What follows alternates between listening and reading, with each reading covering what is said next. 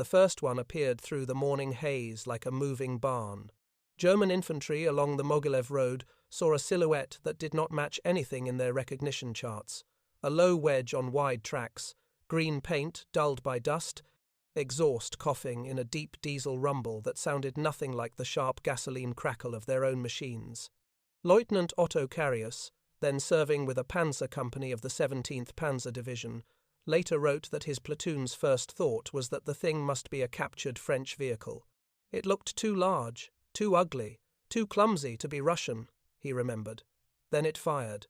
The shell, a 76mm round from an F-34 gun, punched straight through a Panzer III at 400 meters, igniting its fuel. The crew barely escaped. The tank that had fired did not wait to celebrate. It rumbled forward, its tracks gripping the soft summer earth where German machines bogged and spun. The gunners of the division fired back with 37mm armor-piercing rounds, the same shells that had shredded Polish and French armor in hours. They bounced. At 60 degrees of slope, 45mm of armor plate became mathematically equivalent to 70 or more of vertical protection. The German shells struck, sparked, and deflected skyward. Inside, the Soviet crew felt the hammering but no penetration. New Russian type, sloped armor, possibly 45 tons, one after-action report guessed. It was half wrong. The 34 weighed less than 30 tons, but its armor profile created the illusion of far greater mass. The slope was not an aesthetic choice. It multiplied deflection angles, halving the chance of a clean hit. The result was a crude miracle crude, because the weld seams were rough, the casting uneven, the periscope glass coarse. A miracle because none of it mattered. It worked. German soldiers found one of the knocked-out vehicles that afternoon. The inside reeked of oil, diesel, and sweat. The fittings were primitive.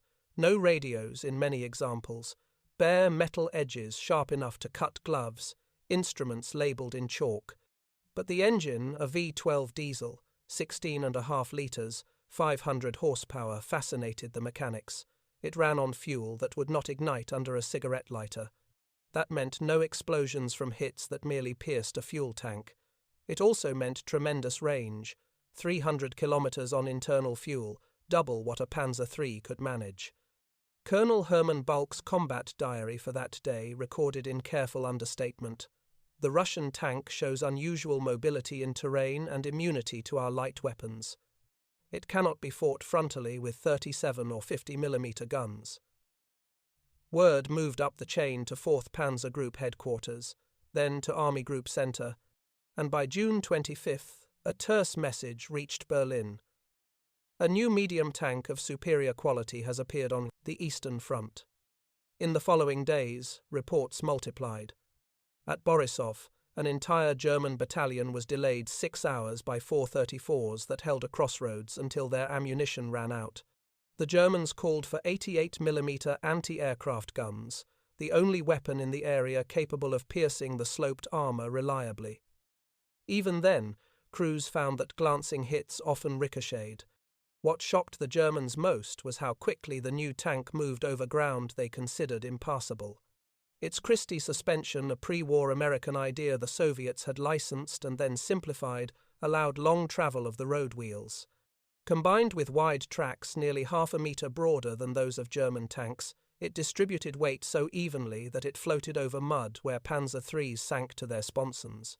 Soldiers began describing them as ghost tanks that came from marshes and forests where no tracked vehicle should have passed.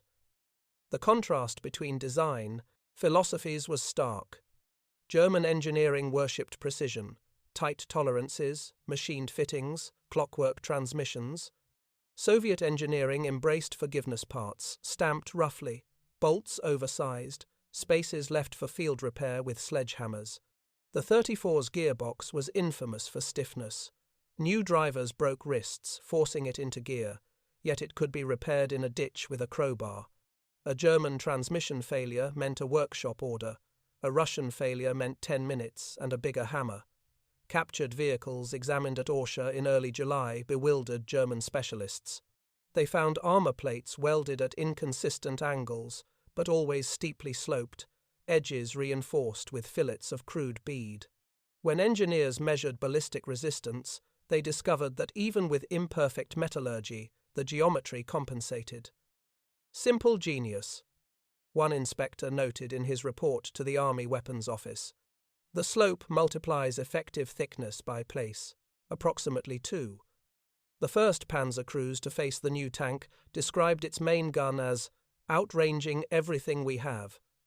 The 76.2mm F-34 could penetrate 75mm of armor at 1,000 meters, enough to punch through any German tank in service at the start of Operation Barbarossa. The Panzer III's 50mm gun, by contrast, could penetrate only 42mm at that range. The Panzer IV's short 75mm gun was meant for infantry support, firing high-explosive shells, not armor-piercing ones. In the arithmetic of penetration, the Germans were behind. Within the first week of the campaign, entire panzer units were redesignating their tactics. Avoid frontal engagement with new Russian tank, one directive ordered. Flank attacks recommended, call for 88 if possible. It was a line of pure desperation. The vaunted German blitzkrieg had encountered an equation it could not solve with speed or training. Sloped armor times mass times diesel torque equaled invulnerability to existing doctrine. On June 29th, outside Minsk, German gunners finally brought down one of the elusive machines. They hit its side at close range with an 88mm shell, then swarmed it as it burned. Inside, they found the gun breech wedged open, the loader's body sprawled across it. The turret interior was splattered with unburned diesel and fragments of brown overalls. A technical officer scribbled in his notebook, "Interior crude, optics poor, armor exceptional, engine extraordinary." By early July, General Heinz Guderian himself mentioned the tank in his daily situation report. "The 34 is the best tank in the world." It was not admiration, it was dread. For Soviet crews, there was no sense of miracle. The men of the 24th Tank Division around Borisov had trained only weeks. Many tanks broke down before seeing battle. Engines overheated, gearboxes seized, and radios were missing. But when the machines worked, they worked with terrifying effect. Captain Pavel Rotmistrov recalled his first combat. "We drove through fire. The Germans fired and fired, but it was as if they were throwing stones." Photographs taken after the engagements along the Mogilev highway show lines of knocked-out 34's with scars across their angled fronts, each gouge a deflected shell. To the Soviet press, they became icons of resilience. To the Wehrmacht, portents of industrial doom. Every officer who measured one understood the same truth. A tank this crude should not have been this good.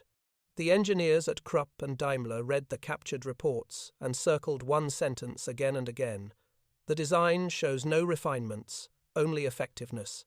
Within months, they would begin sketching a counter, a 30-ton vehicle with sloped armor and a 75mm high-velocity gun. They would call it the Panther, but that lay in the future. On that June morning in 1941, on a Belarusian road still strewn with the wreckage of Panzers, German soldiers stared at the burned but intact hull of the first 34 they had ever seen. One officer said quietly to another, "If they have many of these, the war is already lost." The diesel engine clattered once more as cooling metal contracted. Its coarse welds, its rough plates, its unlovely silhouette caught the light. Crude, yes, but in that crude shape was the blueprint of Germany's coming humiliation. The Smolensk road baked under a July sun, dust thick as flour over everything, German trucks, horse columns, sweating infantry. Motorcyclists moved ahead in clouds of grit, then the shouting began. Engine noise deep, uneven, a rumbling like farm machinery straining uphill rolled from the tree line. Feldwebel Ernst Vollmer of the 10th Panzer Division lifted his binoculars and frowned. "Tractors?" One gunner guessed. "No," Vollmer muttered, "wolves." 2 34's burst from the birch edge, turrets traversing, hulls rocking as wide tracks bit into the soft shoulder of the road. They looked wrong to German eyes, too angular, too thick-bodied, turret squatting forward, The bow angled like a hatchet. There was no finesse in their motion. They didn't glide, they lunged. The lead Soviet tank fired. A Panzer IV, still pivoting to face it, erupted in an orange blossom of fuel and turret smoke. The German crew had no chance. The short-barreled support gun that had sufficed against French fortifications was meaningless now. The Soviet shell had crossed 500 meters with contemptuous ease. Volmer barked orders, "Pack, pack," and a 37mm anti-tank gun swung around. Its crew worked fast, trained by doctrines from a different war. They fired. The small projectile ricocheted, a spark on sloped armor, then another. The gun captain swore, "We are throwing nails at giants." 3 more rounds, nothing. The Soviet driver gunned his diesel. The 34 climbed the roadside embankment like a bull mounting a fragile fence, dirt cascading from its treads. The German gunners froze as the Russian machine, at an absurd angle, fired downward into their pit. When the smoke cleared, the anti-tank gun was a twisted wreck. A second 34 ground past, turret scanning, its armor streaked by glancing steel. A German officer scribbled later, "Our guns cannot kill it. Our doctrine cannot contain it." His entry ended with a bitter note. "It is ugly, but it kills." German armor schools had not imagined this. Pre-war simulations assumed Soviet tanks crude, slow, easily flanked. Instead, the Red Army was fielding a machine with a gun superior to anything in German medium armor and armor immune to most German anti-tank weapons beyond point-blank range. Worse, there were more coming. Division reports stacked high at Army Group Center Headquarters. One read, "Enemy medium tank with sloped armor and great mobility. Recommend new gun development immediately." Another, 45mm guns and 37mm pack inadequate. 50mm also unreliable at angle. 88 required. The 88, Germany's proud anti-aircraft gun, now dragged into fields to dual tanks not yet understood. Every battery commander knew the implication. When your field gun becomes your only armor solution, you are fighting the wrong war. By mid-July, the Smolensk battles revealed a simple, cruel calculus. The Germans could still outmaneuver Soviet formations, better radios, better discipline, more seasoned commanders. They encircled and crushed armies. But again and again, small teams of 34s punched holes, slipped through swamp and brush, and appeared where no panzer could travel. A diary from a German artillery observer, Feldwebel Karl Hanke, captured the terror. "They come from the forest like iron animals. We hit them, they shrug. We pray for 88s. Our shells bounce as if we used toys. How is Russian industry making such things? They cannot even feed their men, but they make this?" Another entry, 2 days later. "Crews are frightened. They whisper the sloped ones at night. A superstition is born. Shooters aim for tracks or rear, but to get behind them is to be hunted by them. Fear not of Soviet infantry, not of Soviet doctrine, but of one machine." In Berlin, reports reached War-Proof, the weapons office. Engineers read accounts with a mix of disbelief and wounded pride. German engineering identity precision machining, interlocking gears, polished vision optics confronted a brutal fact. The Soviet tank looked like it had been hammered together in a tractor shed, and yet it defeated every refined instrument Germany fielded. A staff colonel scrawled on a margin, "We must build a counter, sloped armor essential, high velocity, gun mandatory." The rough sketch would evolve later into the first Panther design memos, but in summer 1941, that was fantasy. For the moment, Germany had Panzers meant to chase cavaliers. Russia had birthed the machine destined to kill them. Across the lines, Soviet crews struggled with their miracle weapon. Their training was scant. Many had driven trucks only weeks earlier. Gearboxes fought them, jammed in second gear, demanded brute force. Their optics were cloudy, their radios when present sputtered. They ran out of fuel often, spare parts rarely arrived. Yet, every time they engaged, they felt power. One Soviet lieutenant wrote, "The Germans shoot like angry children." Their shells spark and scream off our front. We are clumsy, but we are invincible for a moment. In those moments we see fear in the fascist lines. He added, almost apologetically, "Our tank is rude and stubborn like a peasant ox, but war favors those who pull hardest, not those who shine brightest." As August closed and Smolensk burned behind them, German soldiers marched east with stomach knots. They had won the field, but every man who had seen a 34 knew the victory was not clean. It was bought with desperation, improvisation, and the humbling admission that the enemy's factory floors had solved something German laboratories had not. A corporal in the Fourth Army summed it up. "It is not pretty, it is not clever, but it is stronger than us, stronger than our pride." Ahead lay Moscow, and with it, more mud, more distance, more 34's. The machine mocked German precision by thriving in chaos. And in the slow grind east, Germany began to understand. Engineering elegance was not the measure of victory, survivability, simplicity, and quantity were. The 34 was not just a tank, it was a verdict. The war of ideas was shifting. The battlefield no longer rewarded the ornate. It rewarded steel that did not care if it was beautiful, only if it endured. The crude design had spoken once. Soon it would roar in winter. Snow fell like sifted flour upon a land gone white and endless. The German advance toward Moscow slowed, then staggered, then froze not just in motion but in certainty. Men who had marched through Paris in polished boots now wrapped burlap around their feet. Fuel thickened to syrup, rifles jammed, engines wailed in protest. And through this world of ice and dread came a growl, deep, low, diesel-rich, that did not belong to the Wehrmacht. A 34 crested a snowy ridgeline near Volokholamsk, exhaust pluming in long white ribbons. Its tracks crushed frozen ruts as if they were pastry. German sentries stared, uncertain whether to fire or pray. They had seen these machines in summer, carving through mud and forest. Somehow the beast looked more at home now, a blunt, armoured wolf in winter hunting grounds. The Germans' own Panzers creaked behind them, lubricants congealed, carburetors choked, radiators cracked. "Our tanks freeze like glass," one Panzer mechanic wrote home. "Theirs run as if winter were their ally." He underlined the last words twice. Inside the Soviet tank, condensation chilled the gunner's cheeks. Frost rhymed the commander's periscope.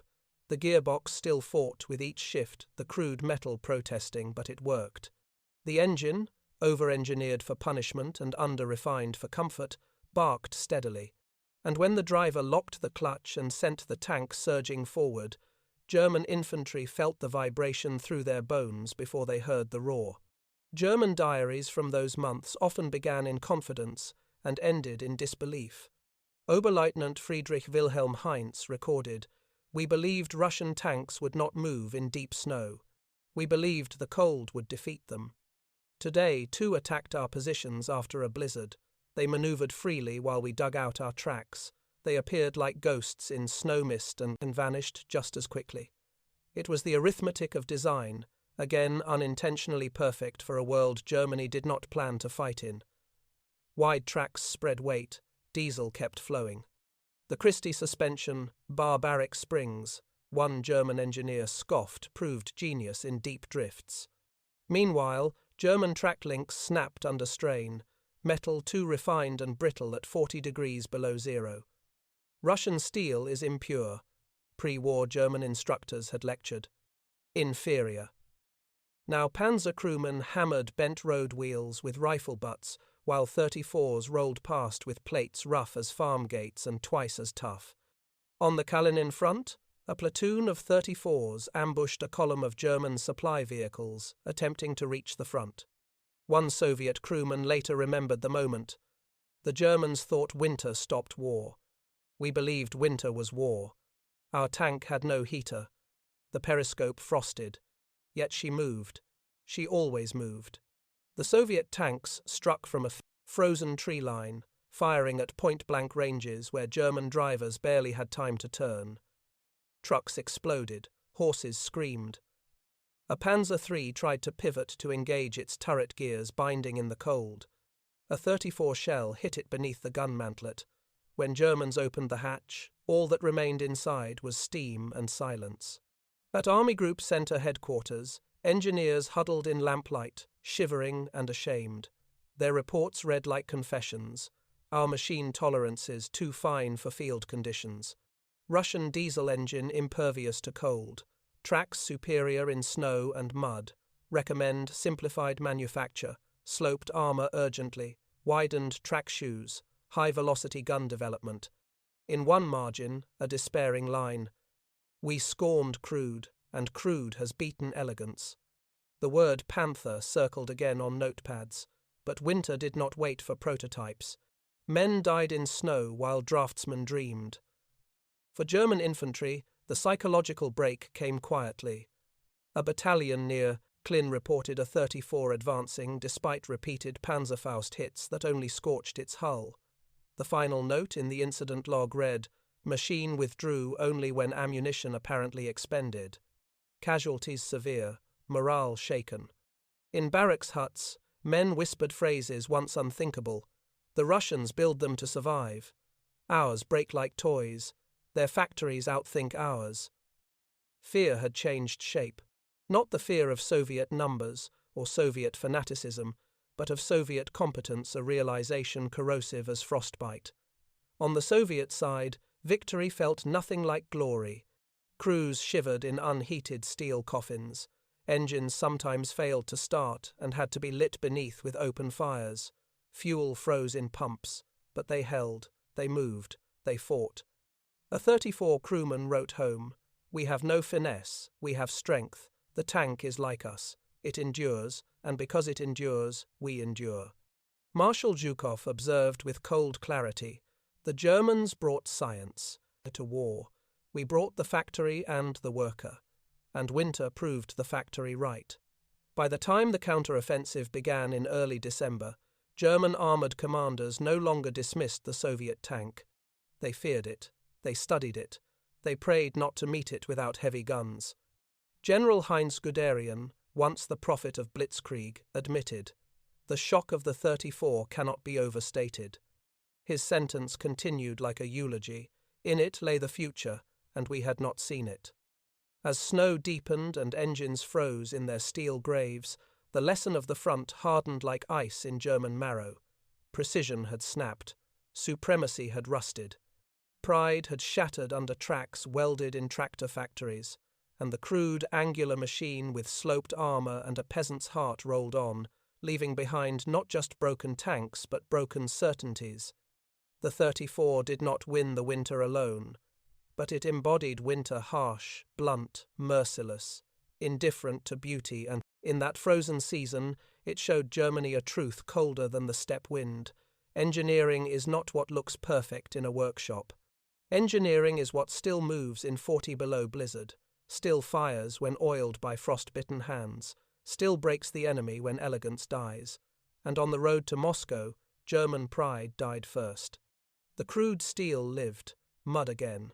The spring thaw of 1942 turned Ukraine into a viscous brown ocean where boots drowned and trucks sank like cattle in a bog. Panzer engines whined, half-submerged horses screamed, and staff officers cursed maps that showed roads where only rivers of sludge now existed. Yet amid that primordial soup, one sound rose like a metronome of inevitability. The diesel heartbeat of 34s grinding forward where no machine had right to be. At the Kharkov sector, German infantry spotted them first, not advancing in parade formation but crawling, brute force, like armored oxen dragging a nation on their backs. Their edges were still rough. Weld seams still looked like farmers' tools had made them. Paint still bubbled in places, slapped on with haste and necessity.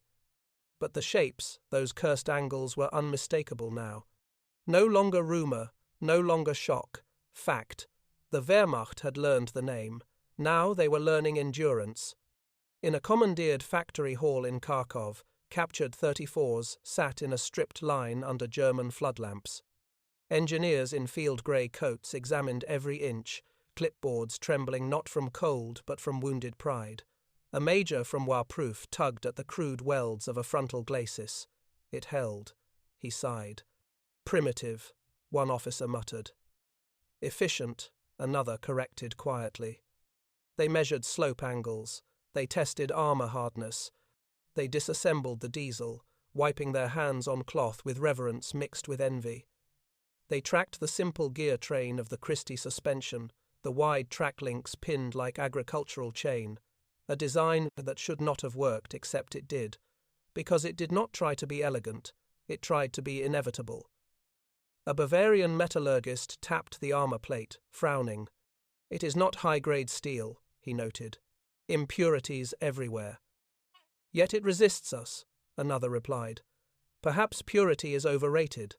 A silence fell. Truth had an edge sharper than any Soviet steel. When they probed deeper optics, crude, radio, absent, ergonomics, abysmal hope flickered for a moment. But then reality crushed it. Even flawed, the machine killed. Even blind, it advanced. Even deaf, it struck. How could such a tank come from a nation Germans had dismissed as backward? One engineer wrote in a report, "Their genius is not in what they refine, but in what they do not need to refine." Later that spring, a teleprinter machine in Berlin spat out a directive to design bureaus. Immediate development of a new medium tank, sloped armor mandatory, superior gun required. The Panther was no longer hypothetical. It was an emergency. While Germany studied, the Red Army learned with a brutality the textbooks never imagined. Many 34 crews died before they ever mastered the machine.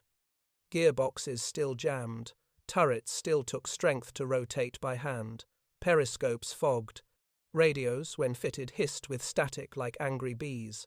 Training fields near Nizhny Tagil saw recruits practicing turret traverse, not with instruction manuals, but with curses and aching shoulders. Gunnery drills relied on shouting through noise and vibration. Diesel leaked, mud froze around sprockets. And yet, they drove, they fired, they returned. A Soviet instructor shouted at recruits outside Stalingrad, "Your machine is ugly, so are you. Good. War loves ugly things. Pretty machines die. Pretty men die. You must live long enough to kill." Crude doctrine matched crude steel, but both improved. New optics arrived, still inferior to Zeiss glass, but adequate. Better gearboxes trickled in. Welders gained experience. Crews learned to flank instinctively, to use speed in bursts rather than finesse, to strike where German shells skipped like stones. Each dead tank taught the next crew. Each burned machine paid tuition for a future victory.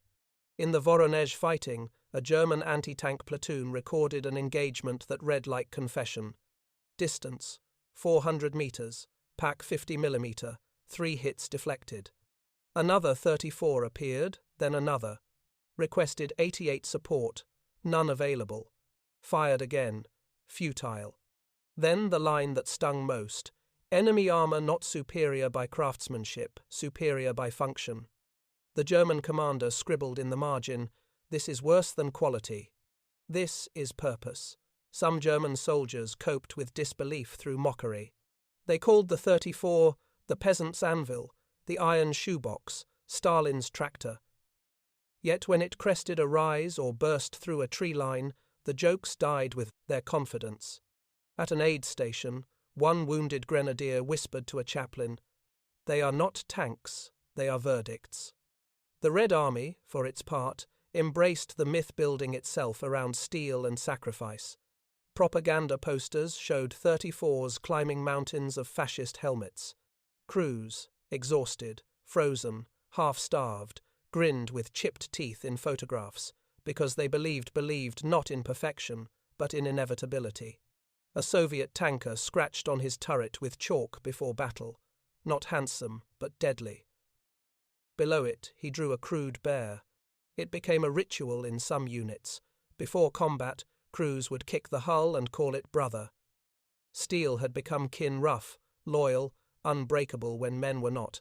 By the end of summer 1942, one truth chilled officers from Berlin to Rostov, Germany's proud engineering corps, heirs to Krupp and Daimler. were studying a machine that looked beaten together by peasants and finding Pokchiva themselves outclassed. The myth of Teutonic superiority cracked not with a bang but with a grinding diesel and a shriek of deflected steel.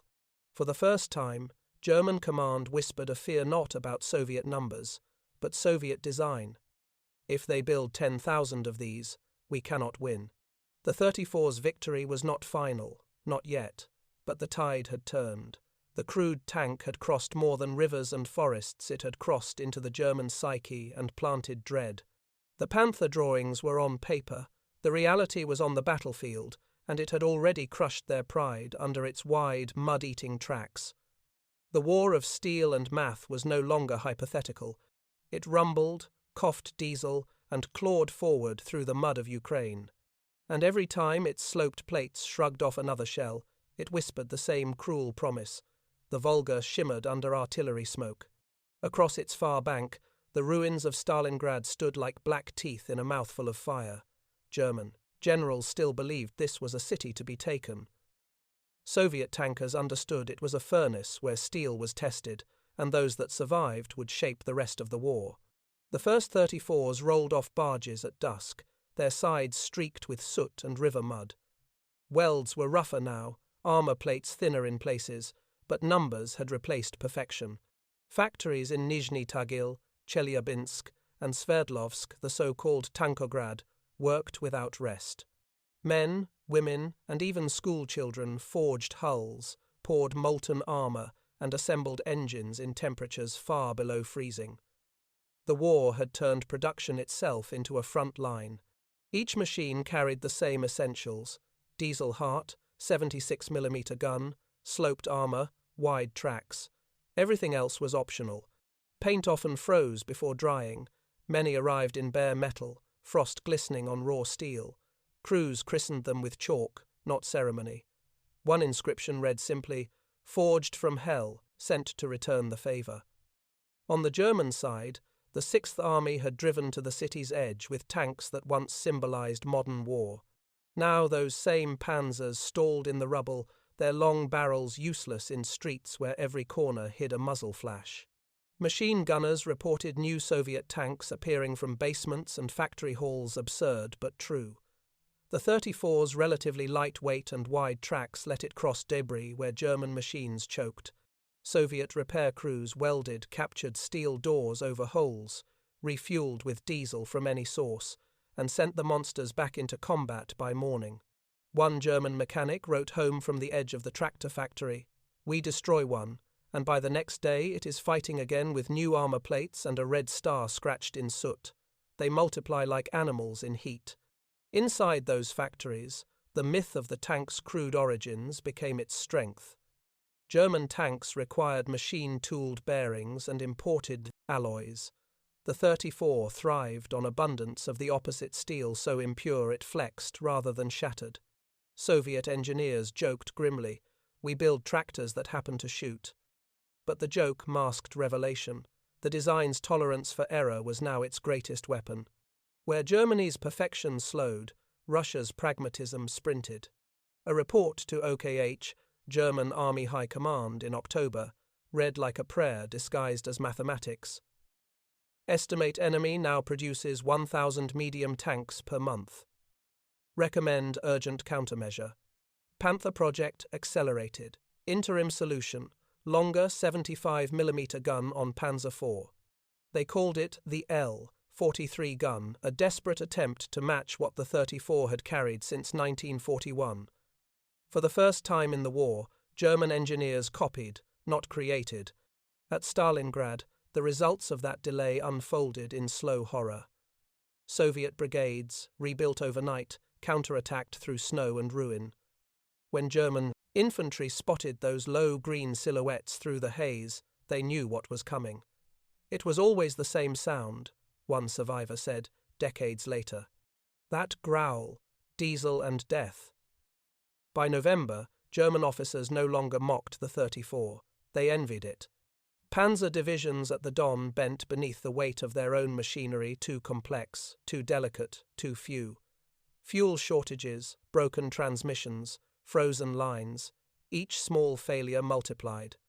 The Soviets, meanwhile, field-repaired their tanks with hammer and torch. A battalion written off in the morning could reappear by nightfall. At the Kletskaya bridgehead, one German captain ordered his men to hold against an estimated 20 Soviet tanks. He wrote later from captivity. They came not in a charge, but in waves, deliberate, tireless, inevitable.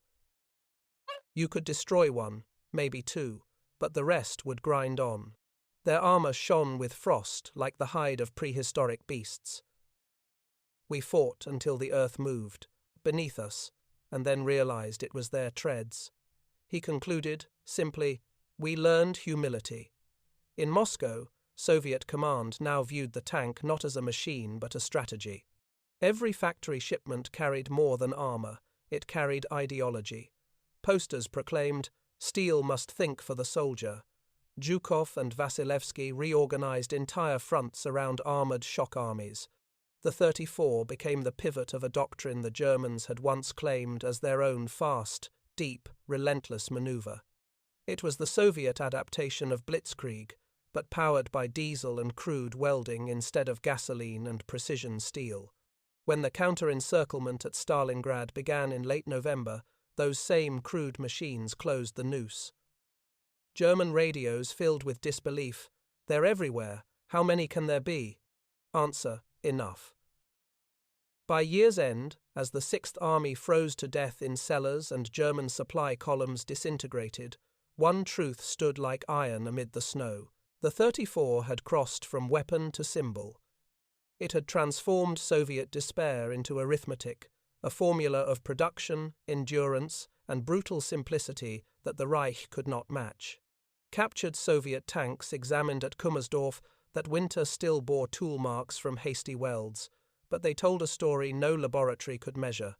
German analysts found armor with inconsistent hardness yet uniform resilience. One even wrote in disbelief, "It should not work, but it does. Every calculation says failure. Every battlefield says otherwise." And on that paradox, ugly, unpolished, mathematically miraculous, the balance of the Eastern Front began to turn. The 34 was no longer a surprise, no longer a rumor whispered by shaken officers.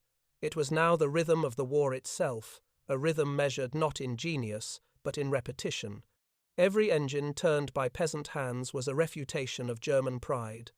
Every crude weld line was a scar across the myth of precision. In Stalingrad's shattered avenues, the last Panzer crews listened to that rhythm approaching diesel echo, track rattle, a clang like hammer on anvil.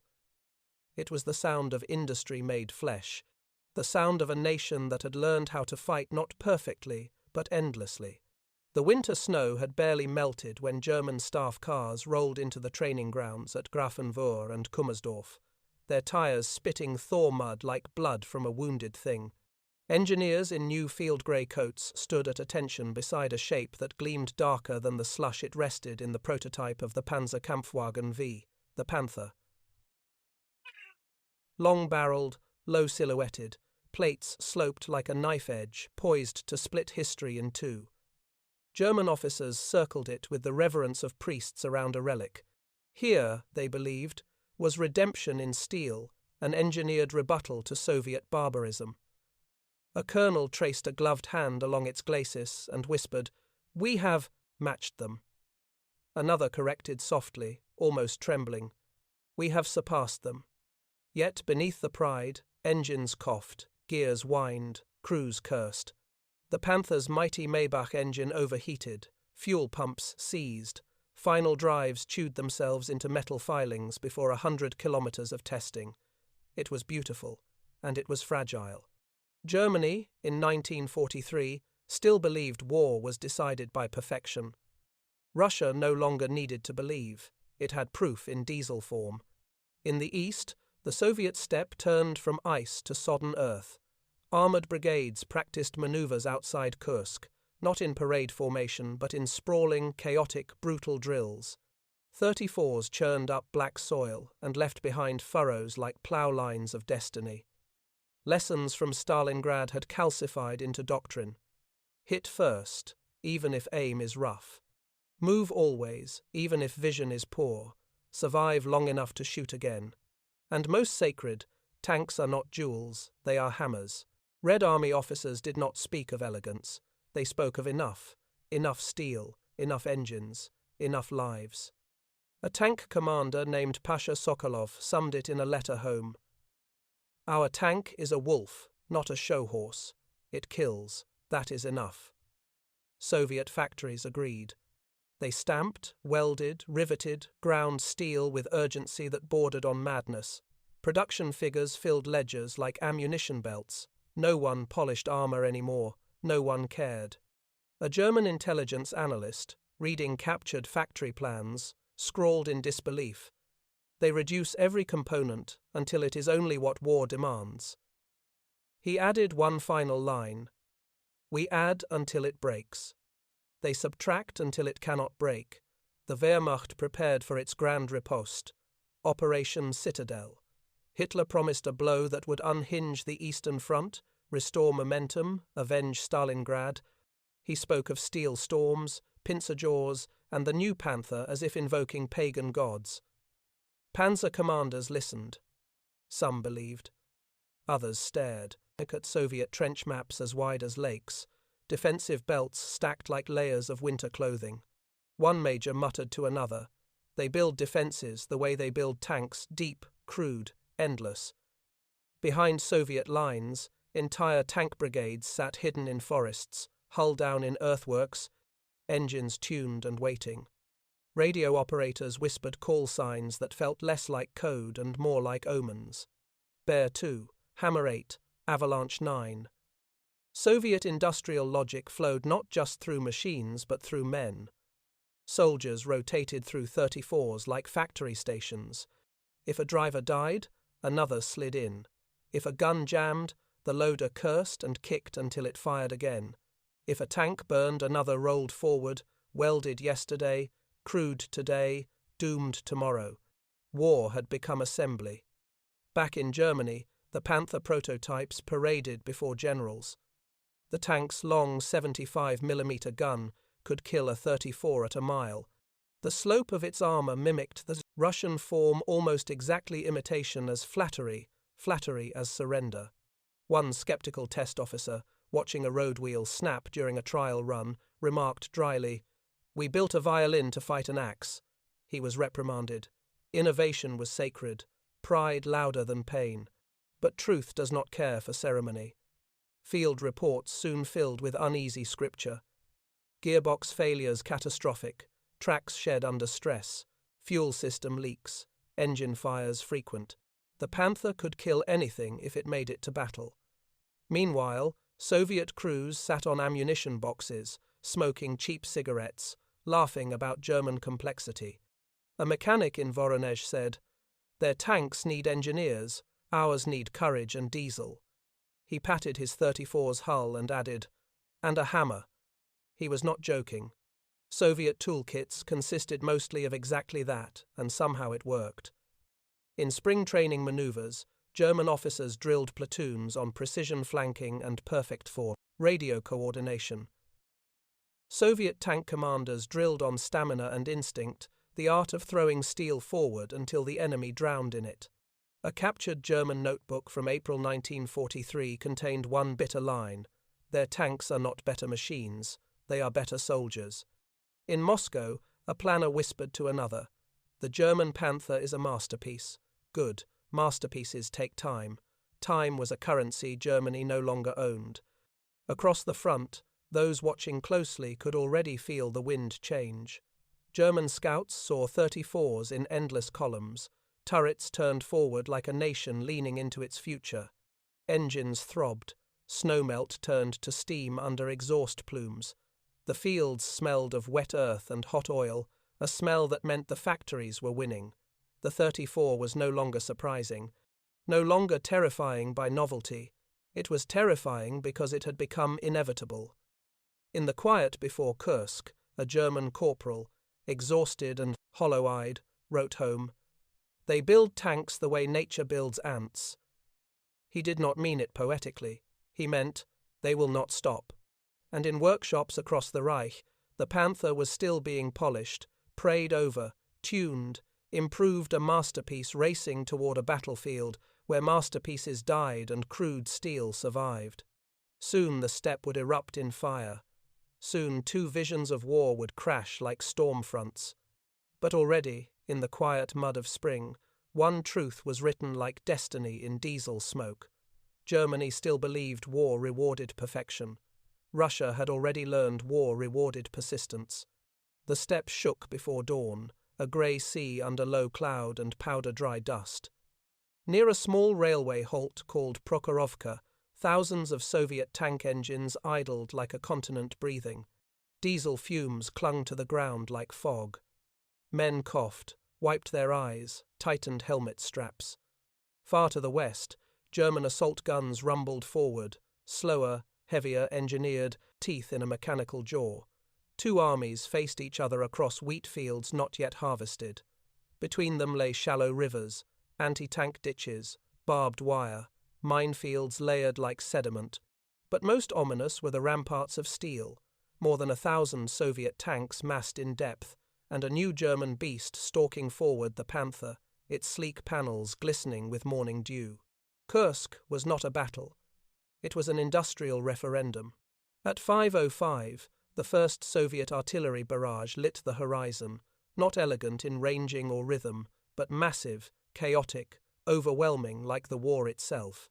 Shells screamed, detonations walked fields in jagged paths, soil erupted, timber splintered, and, in seconds, the world became a shaking storm of fire. Lieutenant Mikhail Kravchenko of the 5th Guards Tank Army remembered the ground trembling like a living thing. We did not hear orders, we felt them. Engines roared, tracks churned wheat into mud. The Red Army moved not by finesse, but by momentum, 134's in the first wave, then another 100 behind them, then more still, a current of olive-green hulls flowing downhill toward the German lines.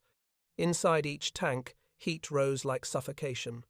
Diesel fumes mixed with cordite, steel walls sweated. But there was no time to think about discomfort, only steel ahead, steel behind, steel forever. The Germans met them with mathematics of a different kind. 75mm armor-piercing shells fired from dug-in Tigers and Panthers hammered forward like sledge blows. Where Soviet formations charged in dense swarms, German gunners engaged with surgical precision. 1 tank, 1 shot, 1 kill if the range allowed. For a moment perfect German engineering and doctrine carved burning lanes through Soviet ranks.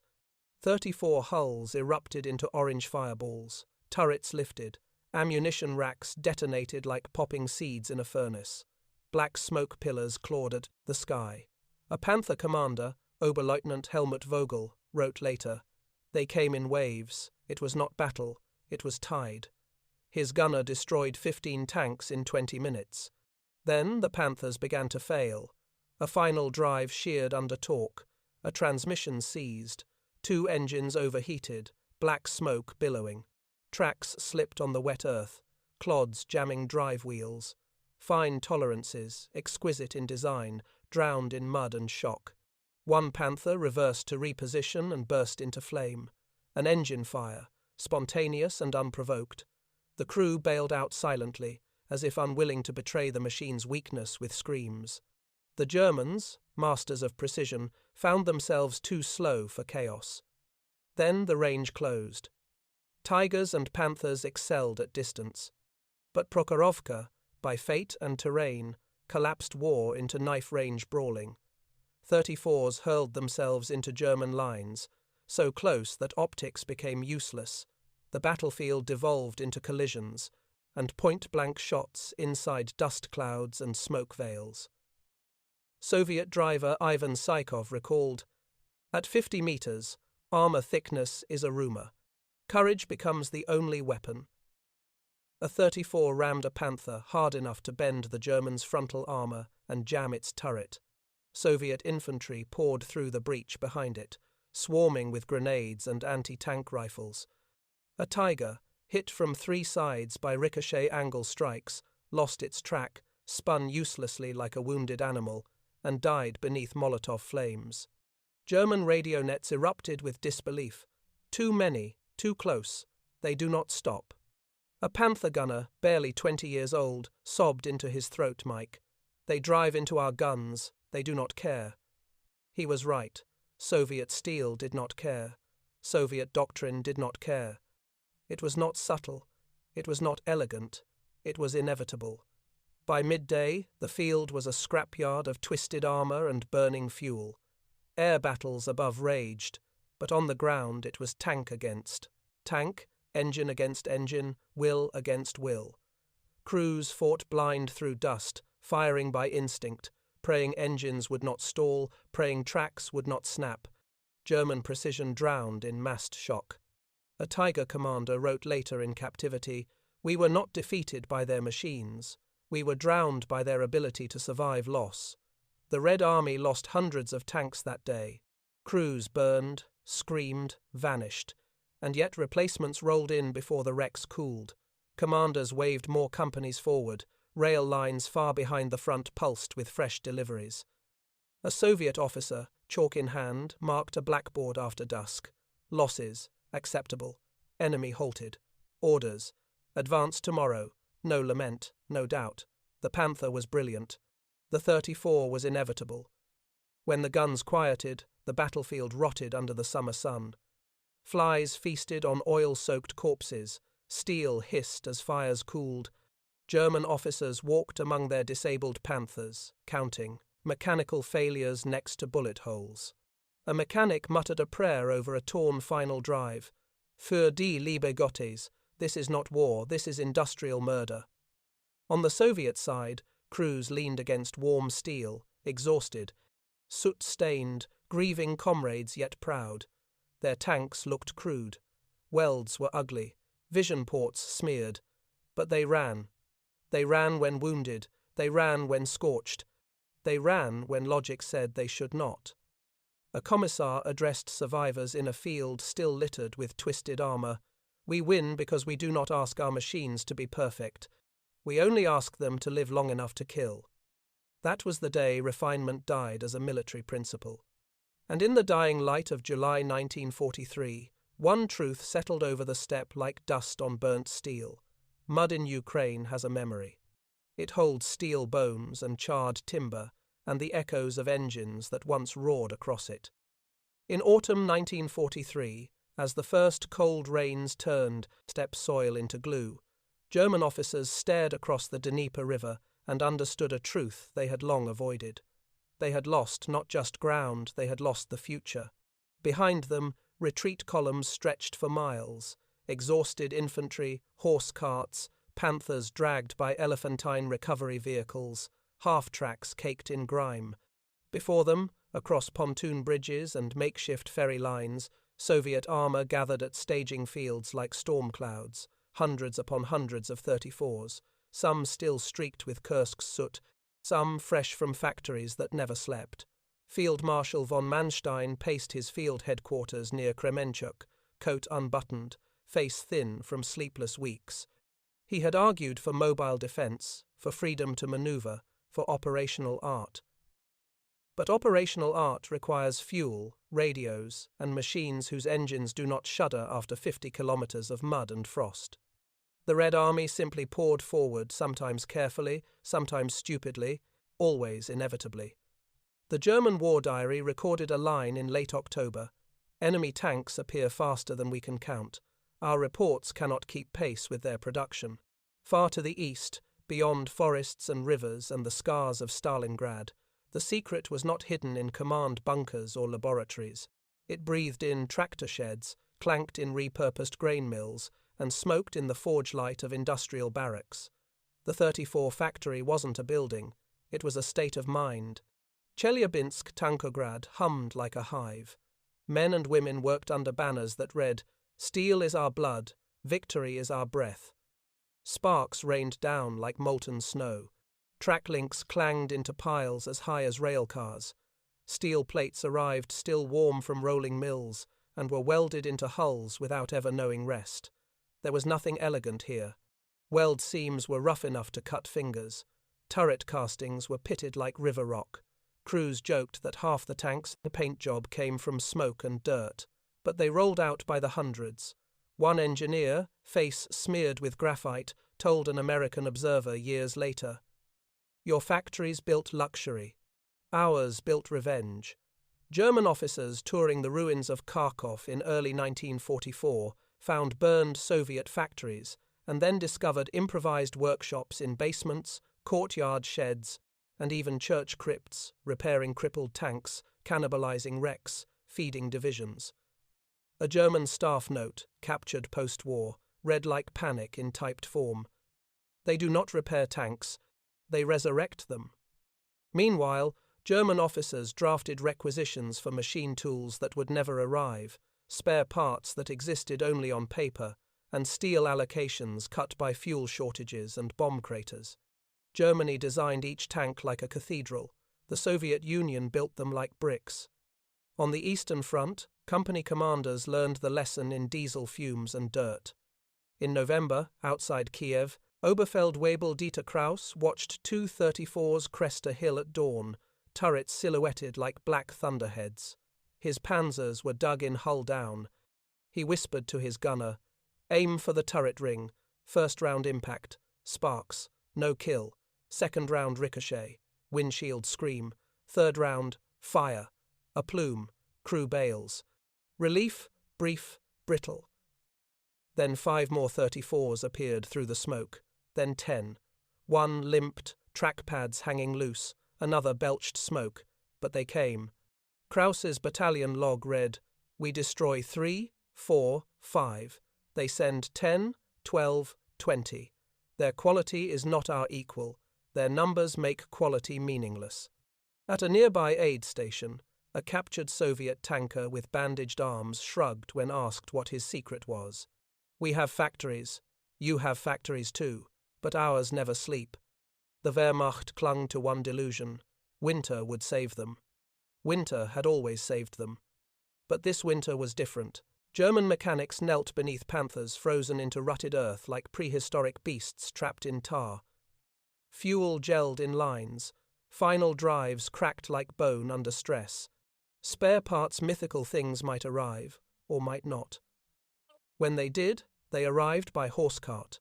Across the river, Soviet mechanics heated engine oil over trench fires and poured it by hand. Their tanks smoked, leaked, rattled, shook, and moved. A Panther platoon tried to reposition at Cherkasy. One engine seized, piston rods snapping like matchsticks. Another slipped a track in black mud. The third reached the road, then spun in place transmission failure. Crews cursed, kicked steel, stood helpless as the ground trembled with approaching Soviet forces. It was not a battle, it was gravity.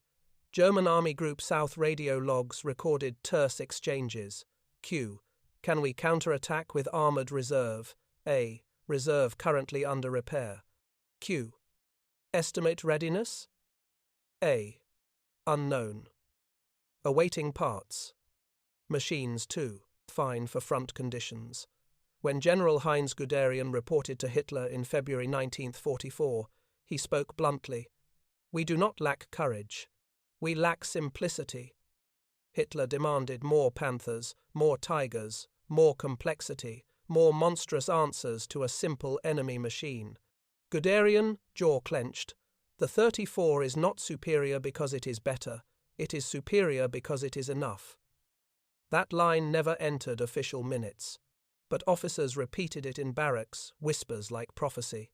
On the Ukrainian steppe, a Soviet tank commander scrawled a simple algorithm in grease pencil on his turret, and the sum of enough, multiplied by thousands, divided German steel into scrap. Spring thaw came, the Dnieper ice broke, rivers swelled and bridges groaned under traffic. Soviet columns moved west, slow but relentless, like spring floodwaters. At a captured German maintenance depot near Zhytomyr, Soviet soldiers found shelves of precision tools, machine lathes, half-finished gear assemblies all useless under bombed roofs and empty fuel drums. One young sergeant ran his hand over a beautifully machined Panther sprocket, marvelling, almost admiring. Then he laughed. Too perfect to win. Outside, a 34 started on the first crank, coughed once, belched black smoke, and lurched forward, gears shrieking, as if the machine itself were impatient. Perfection belonged in museums, victory belonged to factories. And in that spring mud, still smelling of cordite and thawed corpses, an era ended, the era when elegance could defeat mass, when a perfect machine could save a flawed strategy, when engineering pride could outweigh industrial arithmetic. The 34 proved the cold theorem. A weapon is not what it is. A weapon is what the nation can make by the thousand. And Germany, for all its genius, had built a future it could never afford.